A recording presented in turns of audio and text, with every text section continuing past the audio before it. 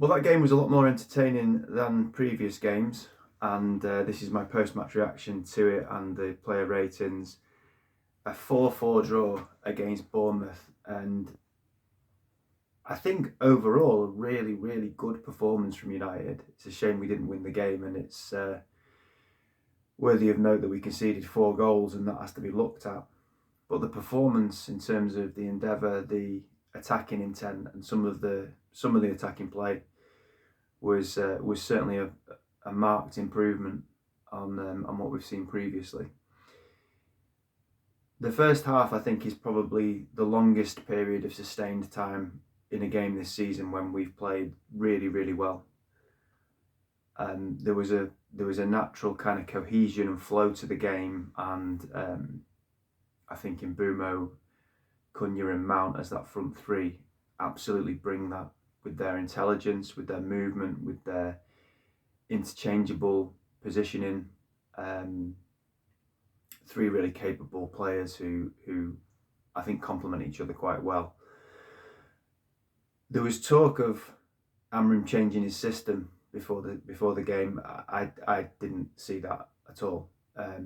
Gary Neville said on commentary that he thought Yoro was almost playing like a right back because he was playing so wide. But if you look at the positions of everybody else, it wasn't a 4-3-3 as was suggested. It was still the same system, but maybe the position of the players was slightly tweaked. But whatever the system was, it was a good first half performance, and we took a deserved lead. Diogo Dallo with a really good cross, missed by Cunha, and kind of the comedy header from Ahmad, who could barely reach the ball but got up there and headed into an open net. The danger with a 1-0 lead when you're playing so well is that it's a vulnerable lead to have. And there was a warning shot before Bournemouth's equaliser. And then Luke Shaw did make a mistake, but I have to say it probably wasn't the easiest of balls to receive from Mason Mount, but it was a mistake from Shaw, and as Bruno was pointing out to him in the aftermath, just get rid of it. Semenyo gets through and scores 1-1, travesty, like ridiculous really, and then they were galvanised as you would be, because it did feel like they'd won the bloody lottery to be back in the game when they should have been out of sight. United should have been out of sight at that point. And then before half time, we get a corner. I think it was Bruno puts the corner in, and Casemiro, as he so often does, pops up with a header, and the keeper should do an awful lot better. 2-1 before half time, the very, very least we deserved. And a very good first half performance. Jamie Carragher described it as fantastic, which I think was absolutely a compliment well deserved. We had the most shots that any team have had in the Premier League in a first half. You see statistics, but what's that expression? You've got statistics and stuff, but you've got the eye test. The eye test told me that was a proper good performance in that first half. It was good to watch. It was entertaining. It was fast paced. Bournemouth, I think, played into our hands a little bit by playing such a high line and being quite expansive as they are. But nonetheless, the performance, the intent, the desire to attack was there far more than before, and not just the desire to do it, the application of it, the execution of it was really good, apart from finishing the chances, which we scored 4 goals, but we could have had about 8. By the end of the game, so could they. The second half, we're not even settled into our shape or anything before they've equalised. I think it was Evan Nielsen scored. He gets in between the 2 defenders too easily, the 2 centre-backs, or 2 of the centre-backs. Takes 1 touch, goal, good finish. And then Taverner scores a free kick. Having run through our midfield, he earned the free kick, running through the midfield like a knife through butter. And we're making players who are, for me, no disrespect to him, a decent Premier League player, look like prime Lionel Messi. And good free kick, goal, 3-2. And it stunned everyone, I think. For 15 minutes then, we just looked absolutely stunned. And I'm thinking, how on earth are we 3-2 down in a game that we've played so well in? But the truth is that there is a real soft underbelly to this team. There is a real soft core to this team, which costs us. So even when we're playing really well and expansive, attractive football, There's no guarantees of anything because it seems to be at the cost of us being able to defend. It really reminded me of the Burnley game earlier in the season. Obviously, Burnley are nowhere near as good as Bournemouth, but we absolutely mullered Burnley all game, and it ended up being that we relied on a Bruno Fernandes penalty in the 7th minute of injury time to win it. We should have scored about 8 goals in that game as well, and we still managed to concede 2 against Burnley. So it's quite flat at 3-2, but we galvanised ourselves. We started to make things happen. As Gary Neville said, we're losing 3-2, but I can live with this. We're having a go at them. We're giving it a go. We're playing with attacking intent, and he did throw caution to the wind, and he did move to a 4-2-4. And you could sense the equaliser coming, and Bournemouth by that point had retreated and become a little bit more defensive, so it wasn't as easy to cut through them, but we were still cutting through them. I thought Cunha was superb, which I'm going to come to the player ratings in a bit, but Cunha was a standout for me, and they couldn't live with him. And the free kick that Bruno scores is world class. I think he's the only player on the team that can do things like that. Cunha is very talented, but to get that ball up, down and into the net at the pace it went at from that distance is genius. And when he put the ball down, I said to my lad who I was watching it with, "This is 3-3. Like, he's going to score a skipper's goal." And that was a captain's goal, big moment, and you could see how much it changed the atmosphere in the ground. And it was only a few minutes later then Cunha scores, and it's pandemonium. It's brilliant. And I must say, watching United recently, I can't say I've got that excited when we've scored. I went absolutely nuts when Cunha scored that goal, because it was a game that caught you up in it. It was a game of passion, of emotion, of intent, of drive, of desire to come back from the depths of despair, having gone to 3-2, having played so well, and it felt like, you know, we deserved to win this game. Inexplicably, they get it back to 4-4, and I think we had gone to a flat back 4 by that point, and Martinez, as an experienced centre back, needs to do better, because the gap between the two centre backs was too big again, as it was for the second goal.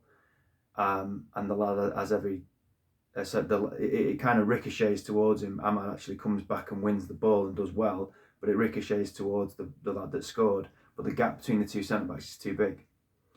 And if it's too big initially, I understand, because maybe they weren't expecting it to ricochet. But once it has, you've got to react quicker. They didn't, and it's one touch and it's a goal. So the lighting in here is rubbish. If I go like that, it's too light. If I go like that, it's too dark. It's just, well, whatever. It's going to have to be like that. And in fairness, Lamens then makes a couple of saves to keep us in it. I genuinely thought at 4-4 we were still going to win this game. But they were the ones knocking on the door really at the end of the game. I know we launched a couple of late attacks, but they were the ones that created chances. To concede 4 goals in the game where you've been so dominant is a concern. And it seems to me that when we play that, we play well, we play attacking football, and that might only be for a period of a game, let alone all game like it was last night. We become increasingly vulnerable. So that's the sign of a real fragile team, that when you attack and you go for it, your defence can't handle what comes back the other way, because we're not a unit. I think we attack well as a unit, but we don't defend well as a unit. So if we go for it and attack, it leaves us massively exposed, because the midfield in particular is not conducive with protecting the defence, and the defence probably isn't good enough, especially when we're missing De Ligt. And you could say Maguire, but particularly De Ligt. So 4-4, brilliant game, but let's have it right. Another massive missed opportunity for United. We would have gone 5th had we have won.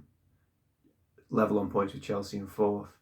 It's the 3rd opportunity in recent weeks when we've had a home game that we've not taken, and it's the 5th opportunity, if you count the Forest and the Spurs game to move into really good positions in the league, and we haven't taken it. So there was a comment on my last video that said, the person said they were surprised how negative I was about the Premier League position, and that it's absolutely possible for us to get top 4 because of the lack of games that we've got, and also obviously it's a poor league. It's almost there for the taking.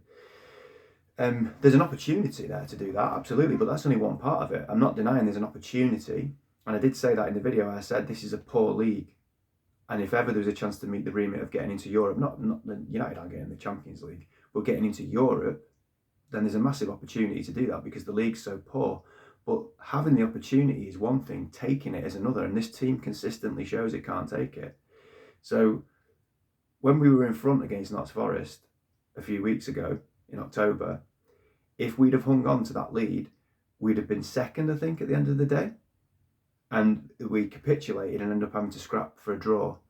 The week later against Tottenham away, we're in front. If we hold on to the lead, I think we finish that weekend third. We capitulate and end up snatching a draw at the end of the game. If we'd have beaten Everton at home when they had 10 men, we'd have gone up to something like 4th, I think, that day. We lost. If we'd have hung on to the result against West Ham at home, we'd have gone up to 5th. And if we'd have won last night, we'd have gone up to 5th. But ifs, the biggest 2-letter word in the English dictionary. There's mounting evidence. There's 5 games there where United have had opportunities against not great opposition, and we haven't been able to see it through.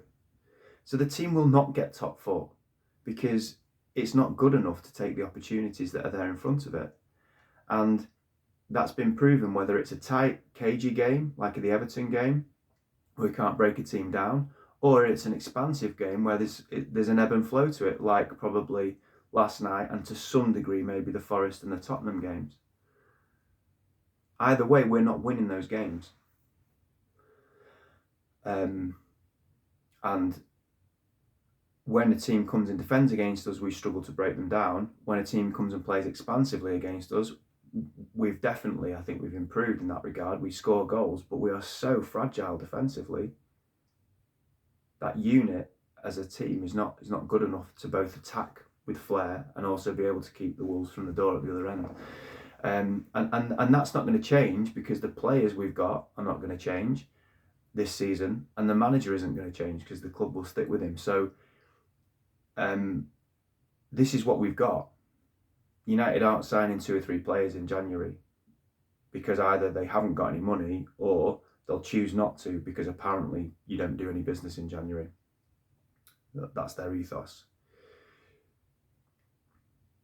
So we're 6th, and at the start of the season, if you'd have said, would I take that? Yeah. At this stage, I probably would have taken it. In fact, I definitely would have taken it. But there's missed opportunity after missed opportunity after missed opportunity. And last night marked the 5th of the 5 games that I spoke about before the Everton game. And we've got 8 points. And I think I said then 8 points would represent mid-range, really. Remember I did that video where I said if you had a scale of 1 to 5, 1 would be a disaster, 2 would be not good enough, 3 would be acceptable, 4 would be good, and 5 would be exceptional. I think 8 points from the 15 available it's between not good enough and acceptable. I think it's a 2.5, let's call it that. So it's mid-range. And there's 2 huge opportunities at home to West Ham and at home to Bournemouth. And you could even say at home to Everton to get more points from those games, and we haven't taken those opportunities. But the football was much better. Let's do the player ratings. Lemens, it's a tough one. He's conceded 4 goals, and I think there's a couple of them I think he can do better with his feet, his positioning. I'm gonna say 6 because he also made some big saves, but I think there were saves that you'd expect a goalkeeper to make. Really, they were point blank, but they were straight at him. So I'd give him 6.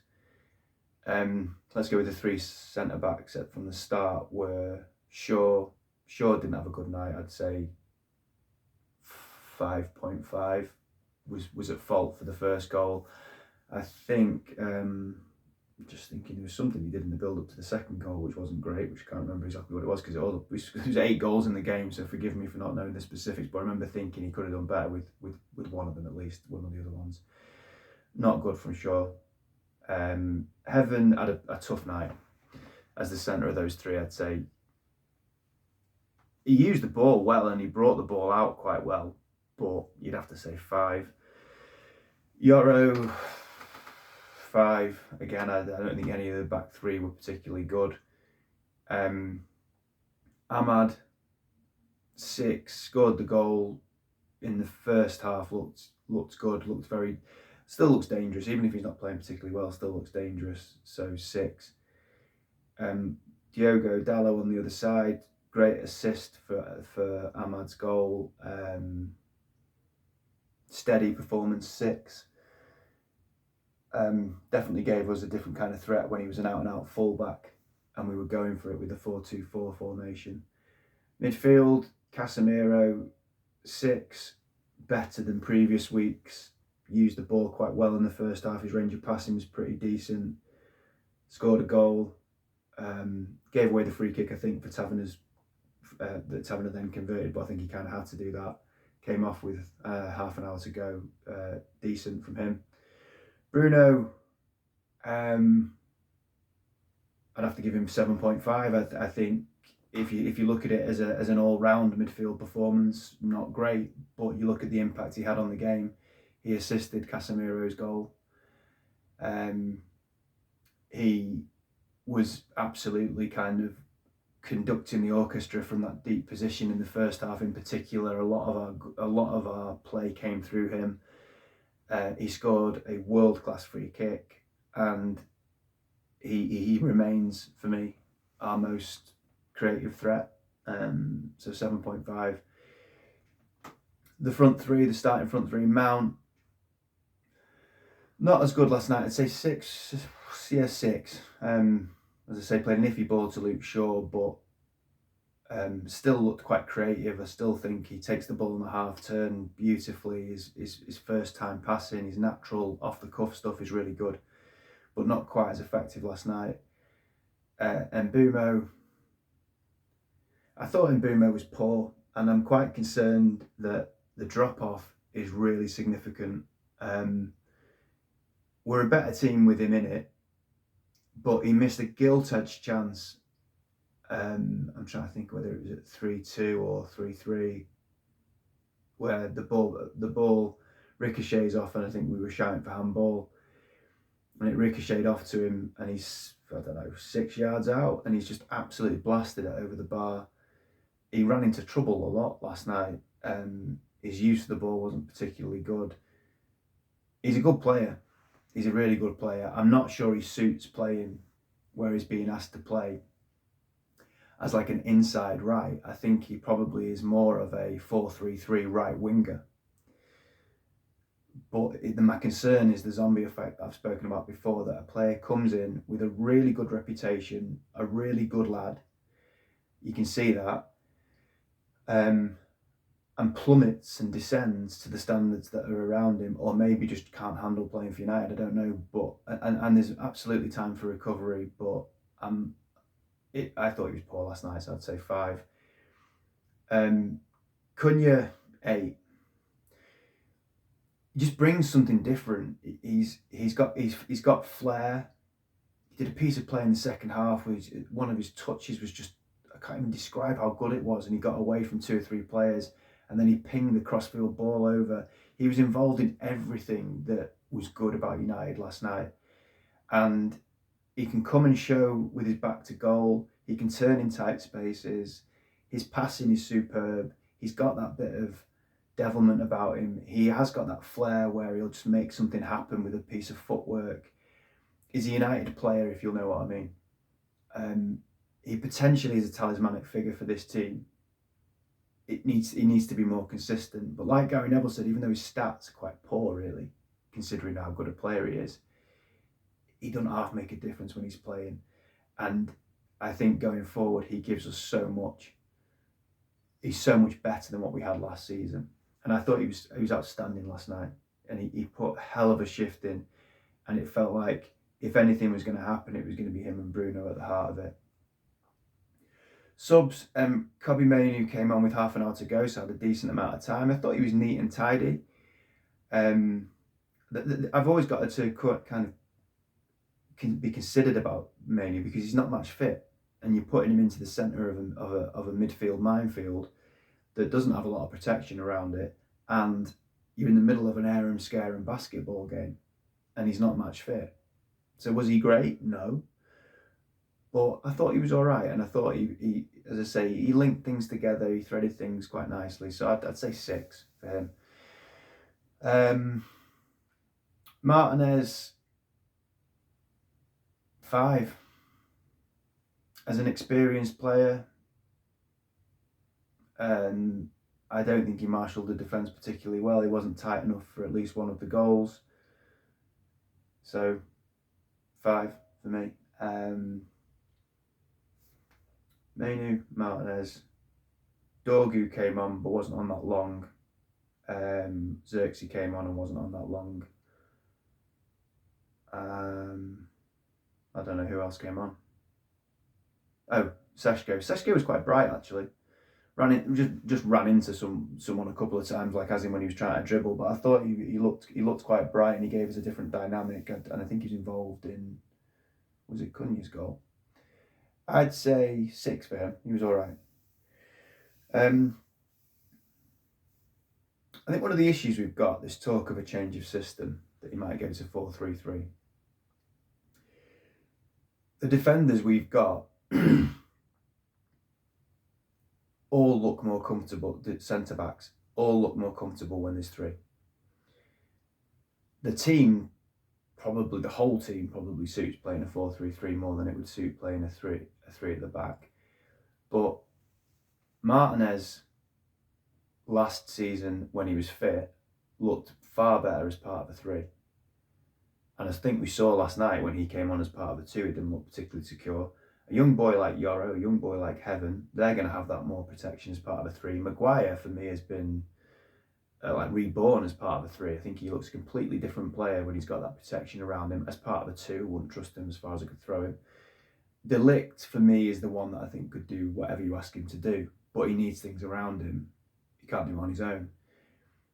The fullbacks in a back 4 are probably not good enough. So, all right, try a 4-3-3, but it's still fraught with issues. You've still got the same players. I don't know how much of a difference it'll make. It'd be interesting to see if he does change it. But last night wasn't it until he went 4-2-4, as I say, at the end, which was scintillating going forward. If you're 2 in a 4-2-4 are Fernandez and Mainoo, you may as well basically play a 4-1-5, which is essentially what it was like. Maybe we'll end up with a few more of these games, but there's no rhyme or reason to United. We could draw 0-0 against Villa, or it could be an absolute snooze fest. And that brings me to my final point, but it's a club full of contradictions. There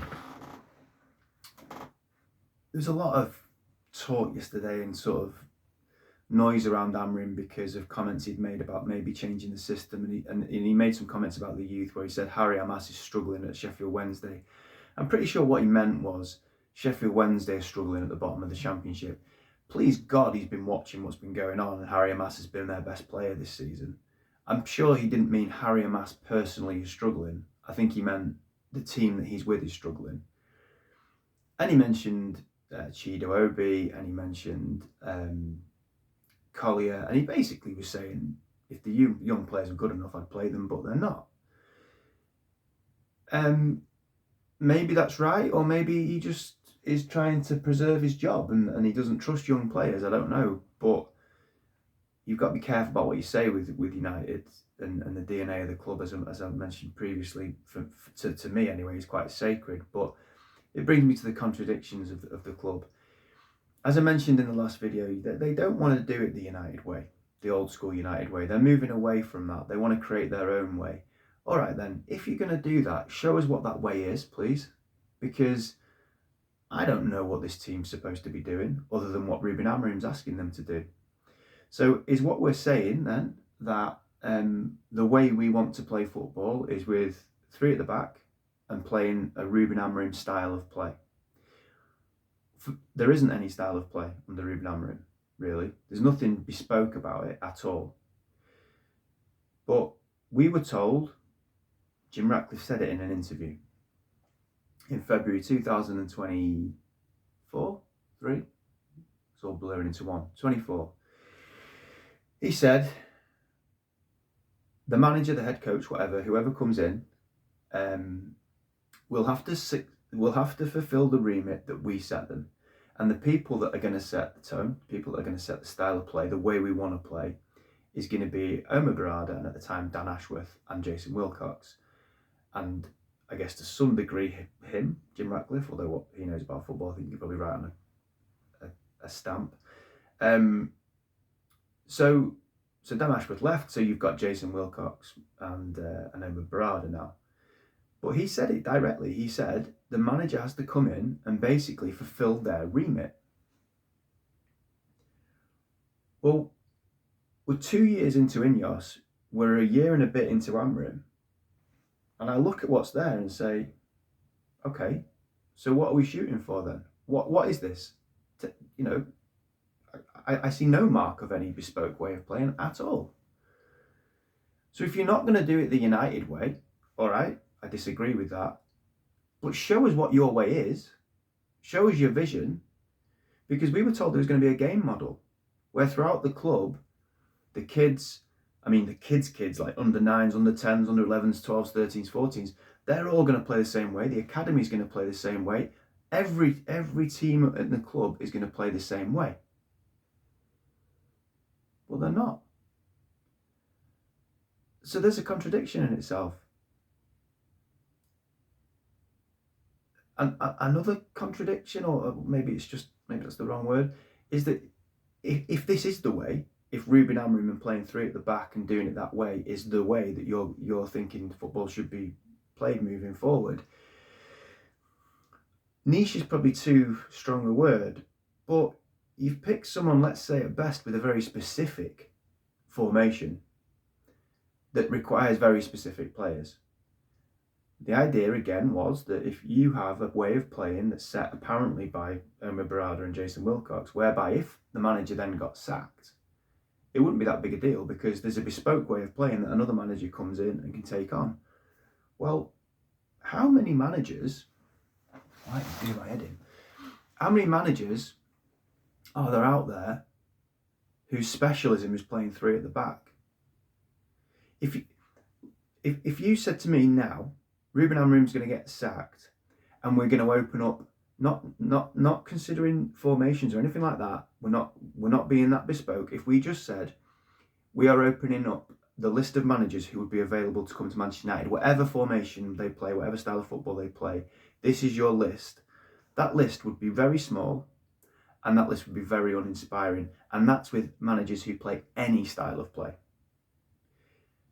So you're going to reduce that down even more, are you? By saying, well, we want someone who comes and plays like Ruben Amorim plays. It's just that he's not done it very well. Who are we talking about? I think it is the right word. I think it's a massive contradiction. A further contradiction, you've picked a guy, as I say, who plays a very specific formation, and you ain't got any money to give him the players that need to play the formation. It's absurd. This vision, this proper structure, yes, fabulous. It's absolute nonsense. They're absolutely stabbing in the dark. They haven't got a clue what they're doing. They're stumbling around hoping that that's the word, they stumble upon something that ends up being decent. Let's have a look at Nice. What's their style of play? What's the Ineos way? What's Nice's style of play? How successful have they been? How much have they improved since Ineos came in 5-6 years ago? I'll save you some time. They haven't improved at all. So it's a club full of contradictions, and I'm going to add the fans into that. Just finally, I'm told by a lot of of fans, both in face-to-face conversations and these comments that come in sometimes on my videos, either by implication or explicitly, people will basically say, this is what we've got, so we've got to get behind it. Now, I'm appalled that there's no protest. I'm appalled that the fans won't fight for their club, because for me, it's unrecognisable. And for me, what Ineos have done since they've come in is despicable. And I'm not just talking about what goes on the pitch, I'm talking about everything, which I've said several times before. And the Glazers, they're even worse, of course they are. And the apathy amongst the fan base is stunning, in my opinion. So, however, what I'm told is, well, this is what we've got, so we've just got to get behind it. Okay. In that case, get behind it then.